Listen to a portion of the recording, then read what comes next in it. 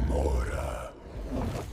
The highway stretched for miles through the desert, a thin ribbon of faded asphalt swallowed by heat and silence. There were no towns out here, no houses, no signs of life except dead bushes and wind-worn rocks. Evan Mercer had been driving for 9 hours straight. His hands gripped the wheel tightly, knuckles pale, eyes heavy. His phone had died 2 hours ago, and there hadn't been a gas station in the last 60 miles. The engine gauge was creeping toward empty. He scanned the horizon desperately, just when the ache in his chest began to rise. Fear, or maybe exhaustion. He saw a flicker of neon through the heat haze. A motel.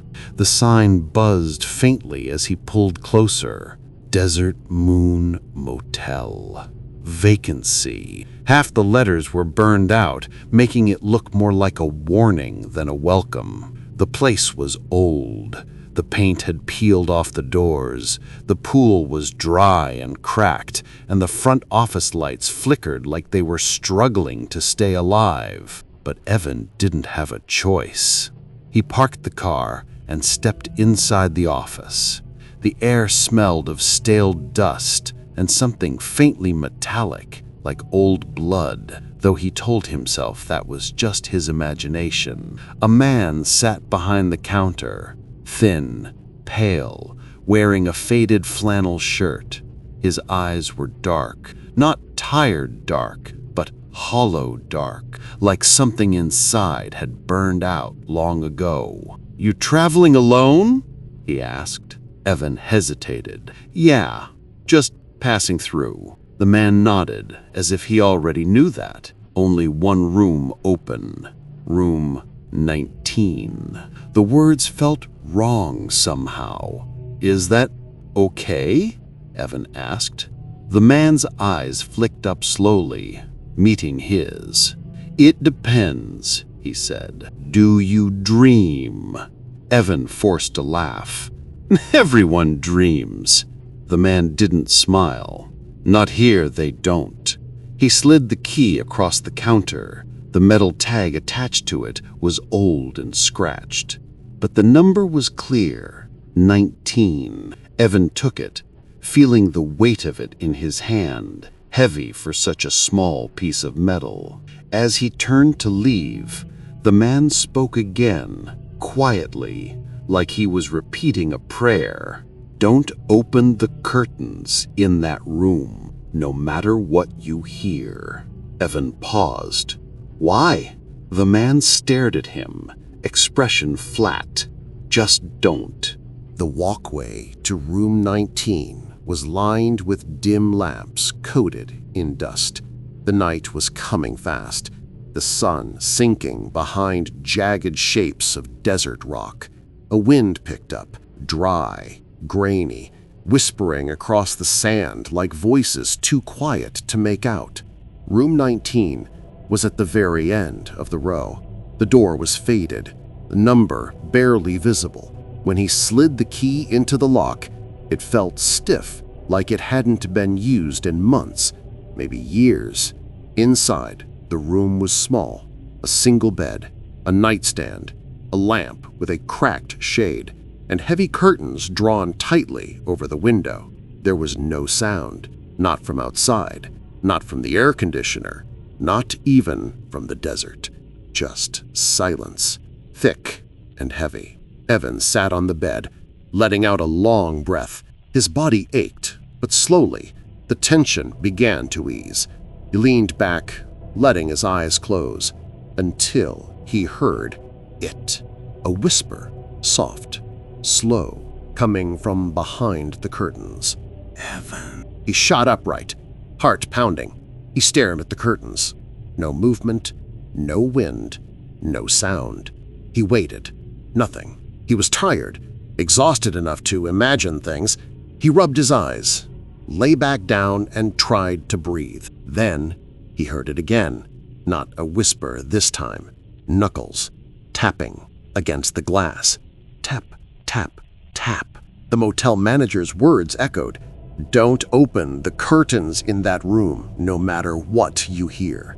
But the tapping continued, steady, patient, like it knew he was listening. Then a voice spoke, clear now, right next to the window. Evan, let me in. His blood ran cold. The voice wasn't unfamiliar. It was the voice of his brother, the brother who had died 2 years ago. His heart hammered. His breath came sharp. Tyler? He whispered. Silence. Then the curtains moved, just a little, from the inside. Not like wind, like fingers. Evan stepped backward, pulse trembling. Slowly, the shape behind the curtain shifted. The fabric stretched. Something was pressing against it. Something tall, too tall. The fabric pulled forward, closer, closer, then stopped. The room fell silent again. No sound. Not from outside. Not from the air conditioner. Not even from the desert. Just silence, thick and heavy. Evan sat on the bed, letting out a long breath. His body ached, but slowly the tension began to ease. He leaned back, letting his eyes close. Then, very softly, the voice came one more time. It was right behind the curtain now, not calling, not knocking, laughing, soft, wet, wrong. Evan backed away on shaking legs and sat on the bed. He stared at the window. He didn't sleep. He just listened, because the laughing didn't stop, not even once. The laughter finally faded just before dawn. Not abruptly, not in any way that felt comforting. It simply thinned, like smoke dissolving into air, leaving behind only silence. A silence that listened. Evan's body was stiff from sitting upright all night, knees drawn close, eyes burning from staying open too long.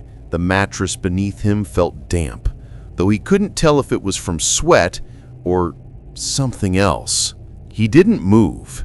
He didn't speak. He just waited for the sun to rise. When it finally did, pale orange light slipped under the doorframe. The room brightened, but something was wrong. The shadows in the corners didn't shift away with the daylight. They remained heavy and thick, like they were pressed into the walls. Evan forced himself to stand. His legs trembled as he approached the window.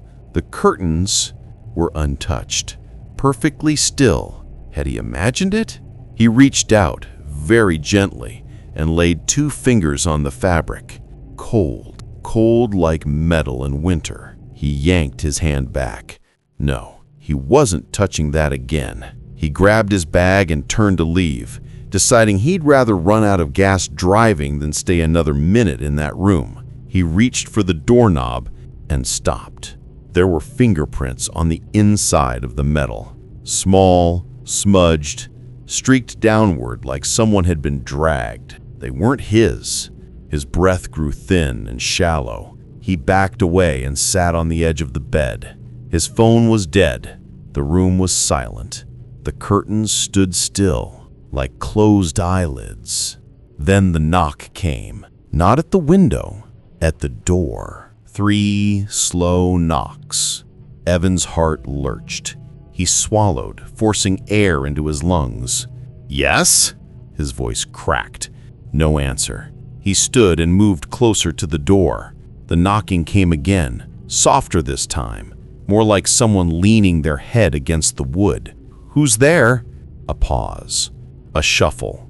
Then a voice, low, tired, gravel-dry, spoke from the other side. "Don't open it."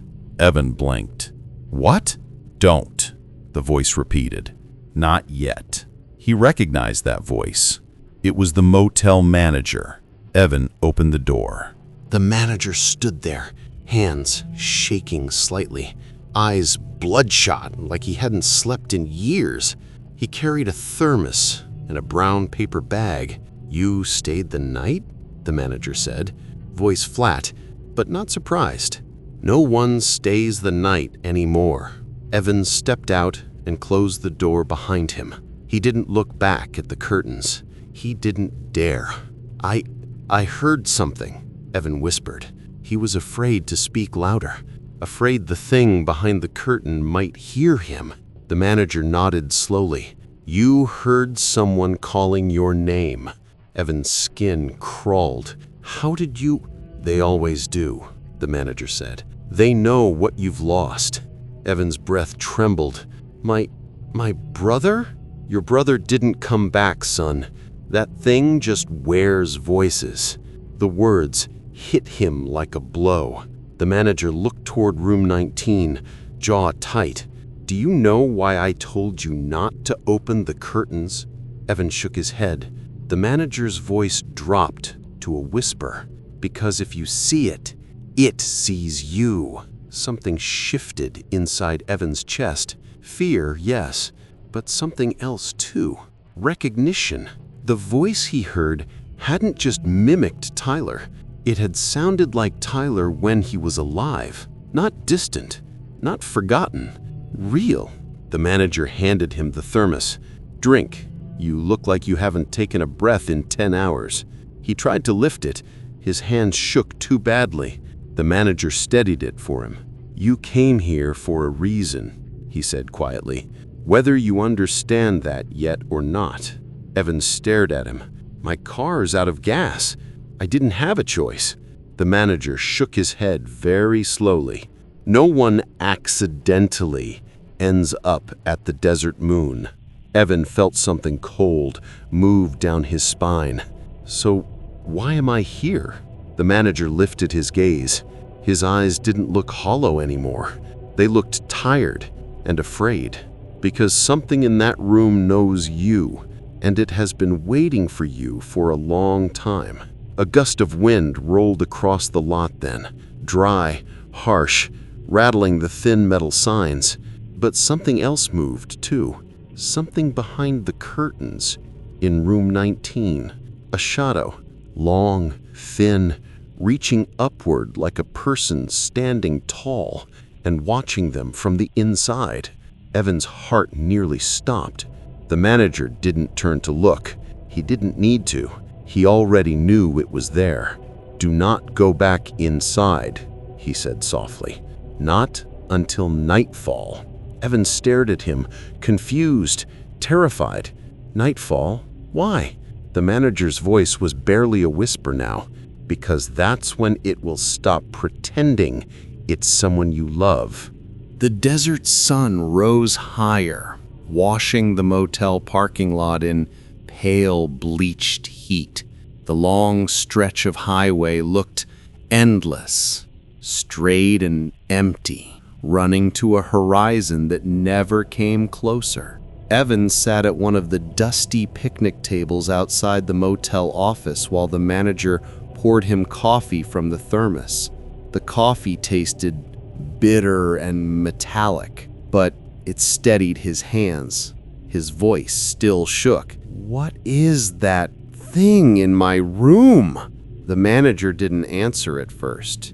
He just stared at the steam rising from his cup. There's a story I hoped no one would need to hear again. Evan waited. It started 18 years ago, before I owned this place. Back when the motel had a different name. Back when it was full. His eyes drifted toward the empty rooms. Every door was shut. Every window dark. Every room vacant. Except 19. There was a family traveling cross-country. A couple and their little girl. They booked room 19. Evan felt something twist in his stomach. A cold knowing. What happened? The manager swallowed hard. The girl kept waking up at night. Said someone was standing by the window. Evan's breath caught.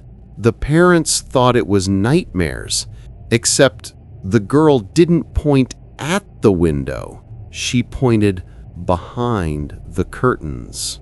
The wind stirred, just a whisper. They tried moving rooms, but the girl, she kept sleepwalking every night, always back to room 19. Evan felt his chest tighten. Why? The manager's eyes flicked toward the room because something was calling her. Evan's hands clenched. Calling her how? The manager's voice dropped low. By name. Silence swallowed the air between them. One night, the manager went on, the father woke up and found the girl standing at the window, curtains pulled open. Evan's heartbeat stumbled. What did she see? The manager didn't blink. Something standing on the other side, tall, thin, watching her. Did he see it too? Evan whispered. Yes. The wind paused, dead still. The father tried to grab her, tried to pull her back, but she didn't move. It was like she couldn't hear him. The air grew heavy. He finally wrapped his arms around her, the manager said, voice cracking, and that's when she spoke. Evan didn't breathe. She looked up at him and said, Daddy, don't pull me back. I already went outside. Evan's skin crawled. His breath stopped. The manager stared down at his hands. The father screamed.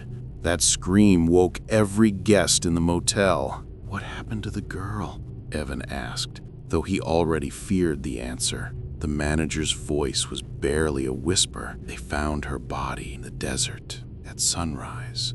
Evan shut his eyes, a cold wave washing over him. The curtains in that room, the manager continued, were nailed shut after that. They had to be. Evan's voice trembled. Then how did they open for me? The manager finally looked at him, not with fear, with pity, because it knew your name before you got here. They sat in silence for a long time. Finally, Evan forced himself to speak. What does it want? The manager didn't hesitate. It wants to take something from you. Evan's throat tightened. My brother. The manager shook his head slowly. It's not your brother, but it knows him. It remembers his voice, his breath, his final moment. Evan felt his chest collapse inward. He had never told anyone what happened the day Tyler died. Not fully. The lake, the ice, the way Tyler slipped under before Evan could reach him. The voice whispering, you let him go. The guilt, the memory, the voice last night. He pressed his hands to his face. No, it wasn't my fault. The manager didn't touch him, but he didn't look away either. That room calls to people who carry grief, people who carry guilt. Evan's breath shook uncontrollably. It's feeding on me.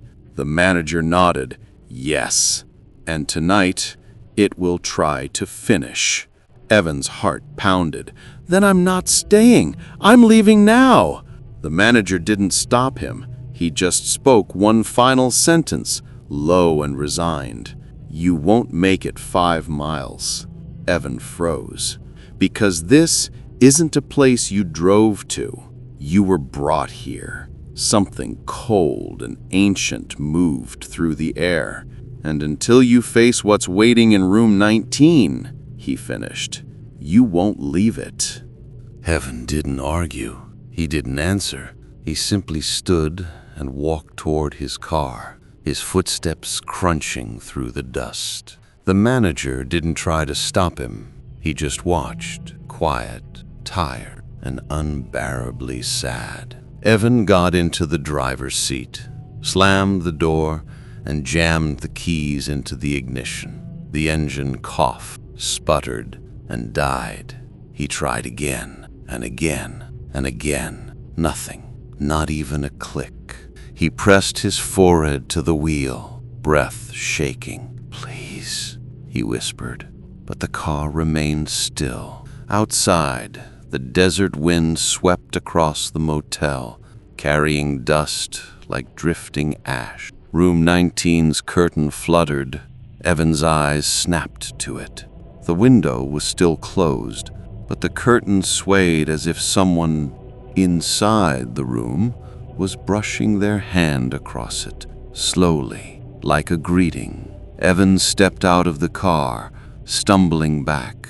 The manager hadn't moved from the picnic table. He just said quietly, "It knows you tried to run." Evan swallowed hard, words barely forming. What does it want from me?" The manager stood. "It will take you before you ever speak it. Unless," he stopped. Evan waited. "Unless you see what it took from the others." Evan's skin prickled. "What others?" The manager nodded toward the far edge of the motel, a row of abandoned rooms, windows boarded, doors chained shut, room numbers covered with metal plates. "Those ones," the manager said, voice barely a breath, "were not so lucky." Evan hesitated, but something compelled him forward. Not bravery, not curiosity, something older, something that had been following him long before room 19. The manager walked beside him as they approached the final door on the row. The number plate had fallen off this one. Only rusted screw holes remained. The manager paused. "This was the room of the father from the story I told you." Evan stared at the door. "What happened to him?" The manager didn't answer. He just unlatched the chain. The door groaned as it opened. The room inside was untouched, frozen in time. A suitcase sat open on the bed. A Bible lay face down on the carpet. The walls were covered, completely covered, with writing, not carved, not painted, written in ash, repeating over and over and over again. "Don't let it see you. Don't let it call you. Don't let it in. Don't let it in. Don't let it in." Evan stepped inside, his breath trembling.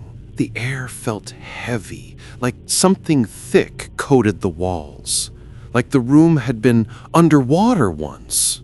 The manager's voice came from behind him. He locked himself in here for 3 days, trying not to sleep. Evan turned, staring. What was he afraid of seeing? The manager's expression didn't change. "What you saw last night, behind the curtain." Evan's pulse hammered in his throat. "My brother?" The manager shook his head slowly. "No, the shape that wore his voice." Evan felt sick. The manager exhaled, steady but weary. "There's a story older than this motel, older than this desert, older than the highway that brought you here." Evan swallowed. "What story?" The manager looked at the floor. "It begins with choosing not to save someone." Evan froze. His vision blurred. His throat closed. No one knew. No one had been there. No one had heard Tyler screaming under the ice. No one had seen Evan hesitate just for a second before diving in.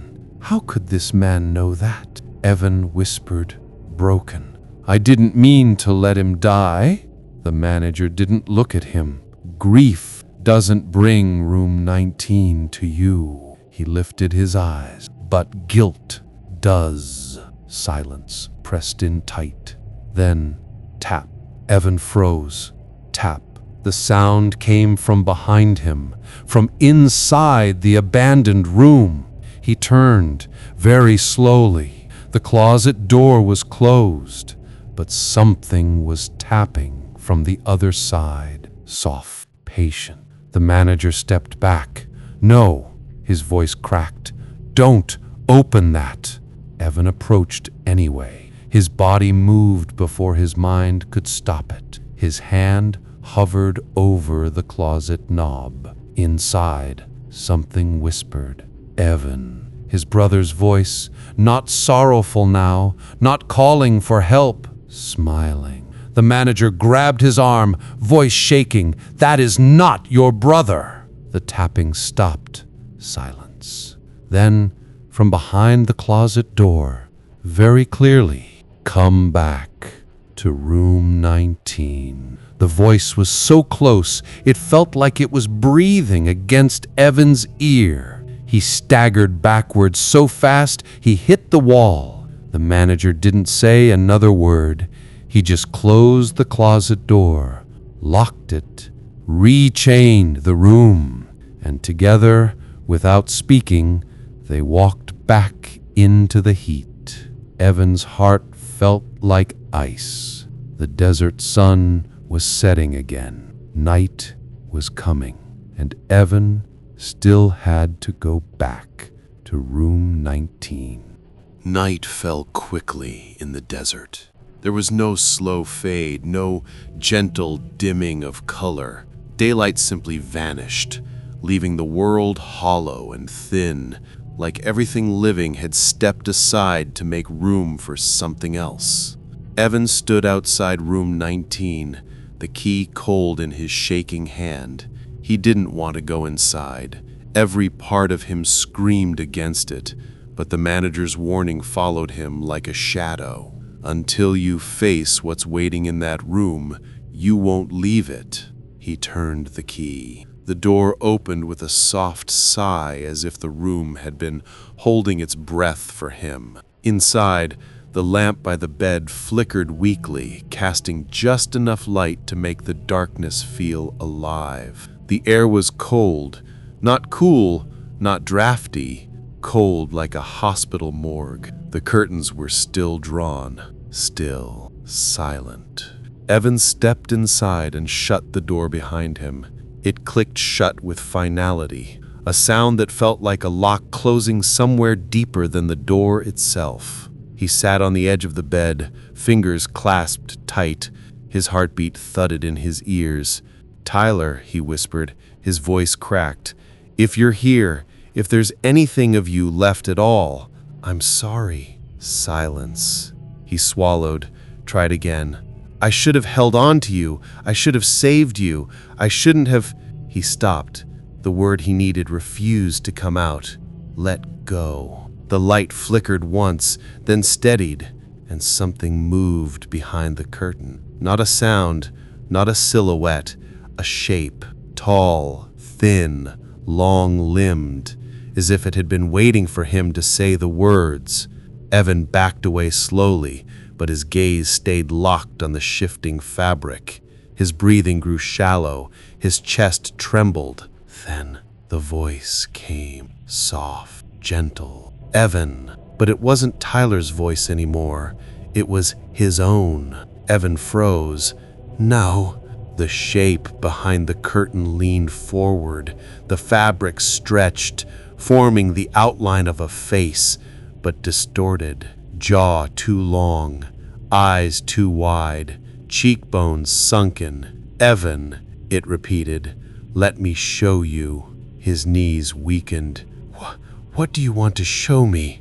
The curtain shivered, then slowly began to open, not being pulled, but peeling itself apart, like something inside was pulling the fabric inward from the center. Evan stumbled backward. "No, no, no, no!" The curtains opened. The window behind them was not a window. It was a mirror, except it did not reflect the room. It did not reflect the bed, or the lamp, or the door. It reflected Evan, but not the Evan standing here now. The Evan in the reflection was standing on ice. Frozen lake water spread under his feet. Snow whipped at his face. His breath turned white, and in his hands, Tyler, his brother, small, weightless, shivering.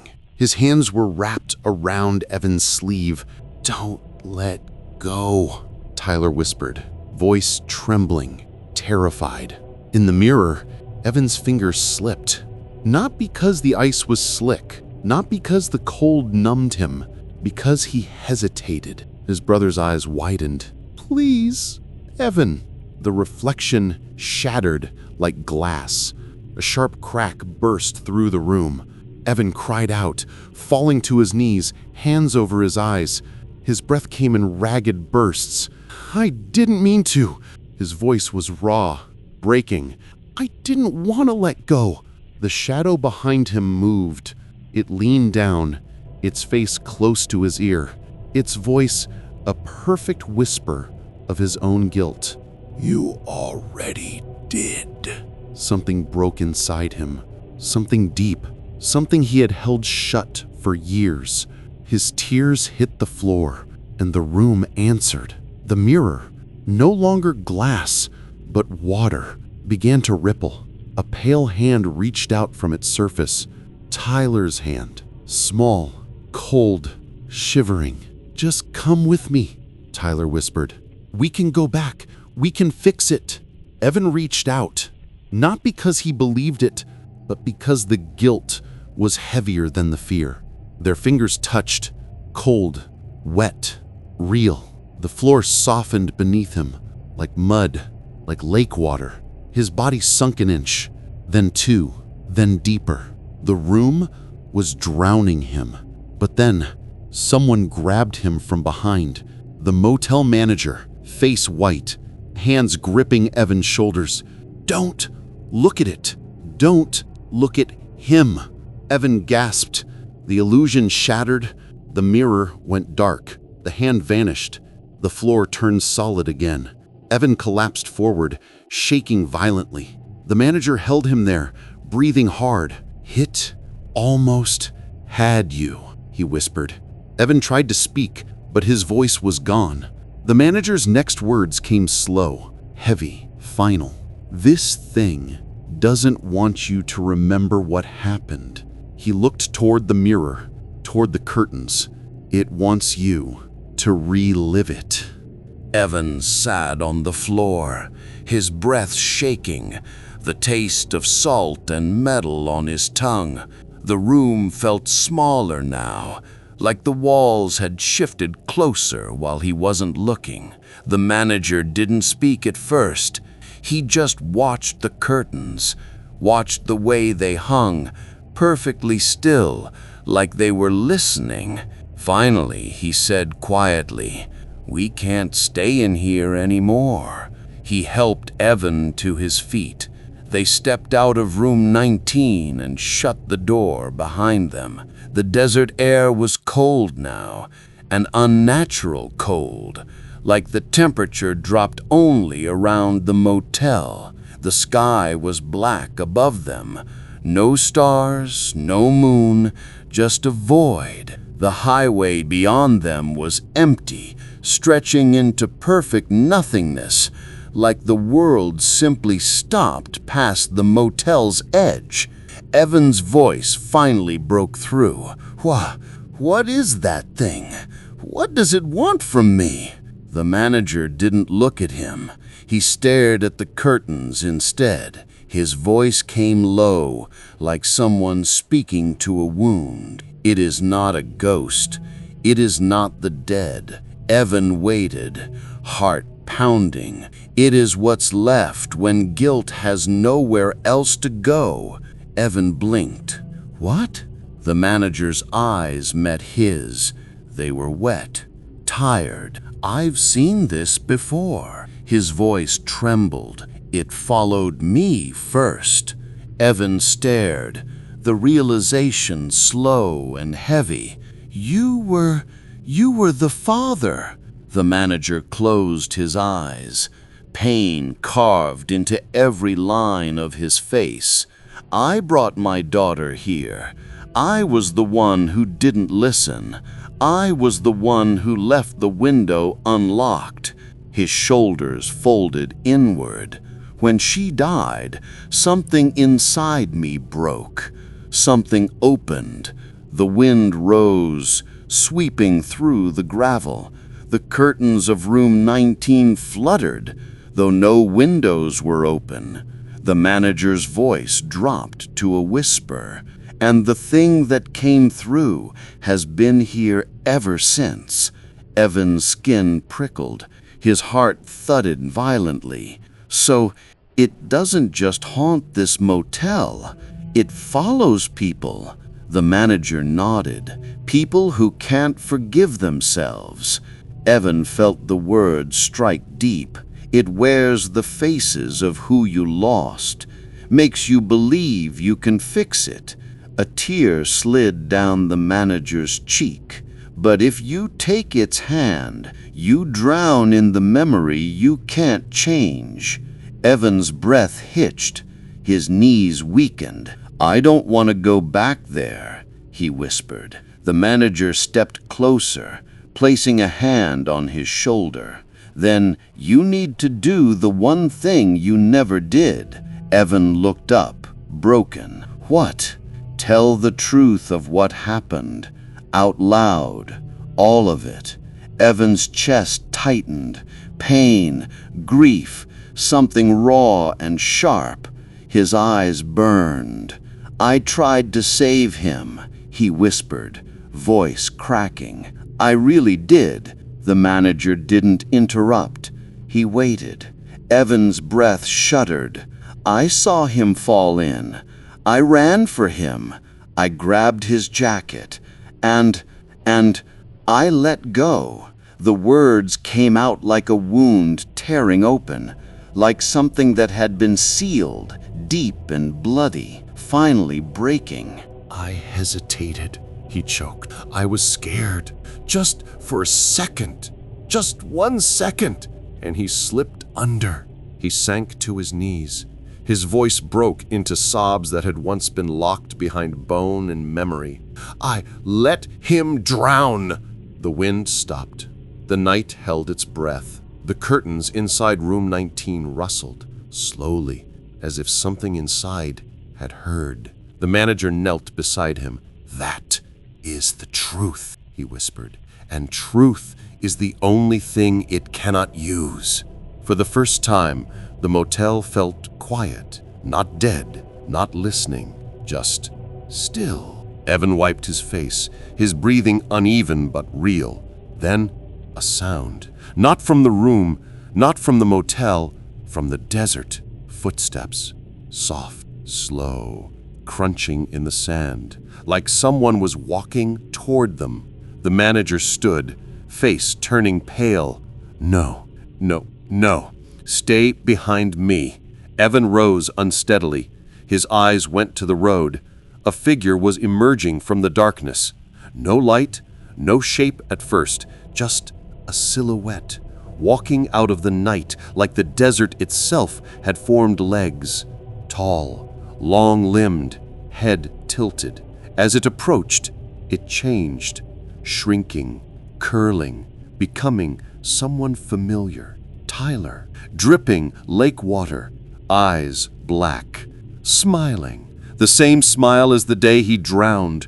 The manager stepped forward, voice shaking but firm. "Do not respond to it." But Tyler's voice was soft and perfect. "Evan, I forgive you." Evan froze. His heart cracked open. The manager shouted, "That's not him! Don't listen!" But Evan's body had already turned. His brother stood only feet away now, water pooling at his feet, dripping into the dirt. He lifted his small hand. "Take me back. We can go home." Evan took one step forward, just one. The shadow's grin widened, impossibly wide, splitting across its face like a tear in reality. The ground shook. The lights of the motel flickered. The curtains of room 19 burst outward, not like fabric, but like something inside had crawled out from behind them. The manager grabbed Evan's arm. "Look at me! Look at me now!" Evan snapped his gaze away from the figure just as the shadow lunged. Everything went dark. Darkness didn't fall like sleep. It fell like water, cold, suffocating, heavy. Evan gasped as he slipped into it. not unconscious, not dreaming, but somewhere in between, a place memory and guilt blurred together, a place below the surface. He stood on ice again, white wind howling, the lake frozen beneath him like black glass, and Tyler was there, small, shivering, hand outstretched, but this time there was no snow, no sky, no world, just the lake, endless, empty. Tyler stepped closer. His voice was soft, brittle. "Evan, why did you let go?" The words hit like a knife, a wound that never healed. Evan's throat tightened. He whispered, "I was scared." His breath fell like shattered glass. "I was a child too." Tyler's face flickered, from boy to shadow, from shadow to boy, back and forth, as if the memory itself was trying to decide what shape it wanted. Tyler whispered, "You left me." The guilt crushed the air out of Evan's lungs. He choked, "Yes, I did." The lake cracked beneath them. But Evan didn't step back this time. He didn't hide from it. He didn't pretend. He spoke the words the shadow could not silence. "I let you go, and I have carried you every day since." The shadow hesitated. The world around them trembled. Evan stepped closer, tears burning. "I cannot change what happened, but I will not drown with you." Tyler's face twisted, the shadow beneath him tearing through him like oil in water. The voice that answered was not Tyler's. It was older, hungrier, cold as the lake. "Then drown alone." The ice shattered, exploding outward. Evan plunged into freezing black water, lungs burning, limbs thrashing, the shadow pulling him down, down, down toward the dark below where nothing lived. He felt hands around his ankles, cold, thin, endless hands. He kicked, fought, screamed, but the voice whispered through the water. "You kept him waiting." He couldn't breathe. His chest was collapsing. His heartbeat slowed. Then hands broke through the surface above him, real hands, warm hands. The motel manager's voice, hoarse, desperate, shouted through the water. "Evan, come back, now!" Evan reached.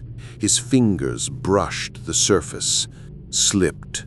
The shadow yanked him down. The manager screamed.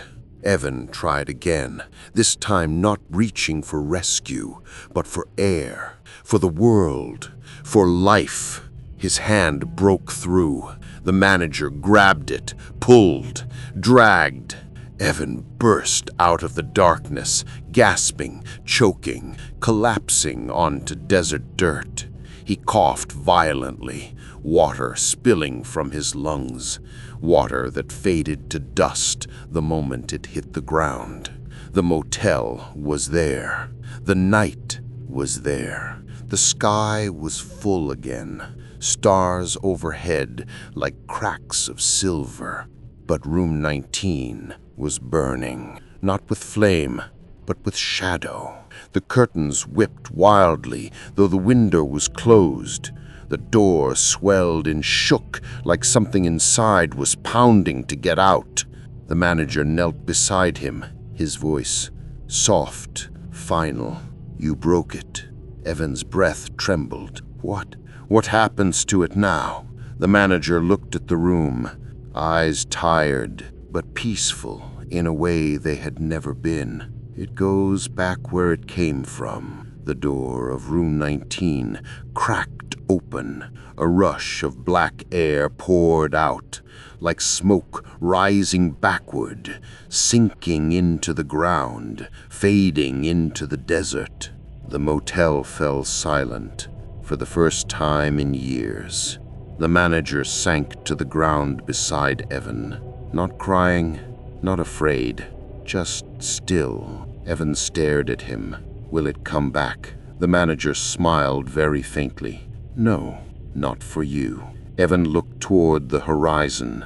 The sun was starting to rise, faint light warming the sand, soft wind curling over the highway. The world was wide again. He stood, unsteady, but breathing. The manager didn't stand. He looked at the motel. "I'll stay here," he said quietly. "As long as it takes." Evan nodded. He understood. The manager's grief was a place he was still walking through. He turned toward his car. The engine started on the first try. He didn't look back, not once. The motel shrank in the rear-view mirror, a small shape swallowed by desert. The highway stretched ahead, long, open, honest. He drove into the morning, car windows down, cool wind drying tears he no longer needed to hide. He did not leave his guilt behind. He carried it, but it did not drown him anymore. And room 19 stood silent, curtains still at last, waiting only for the wind.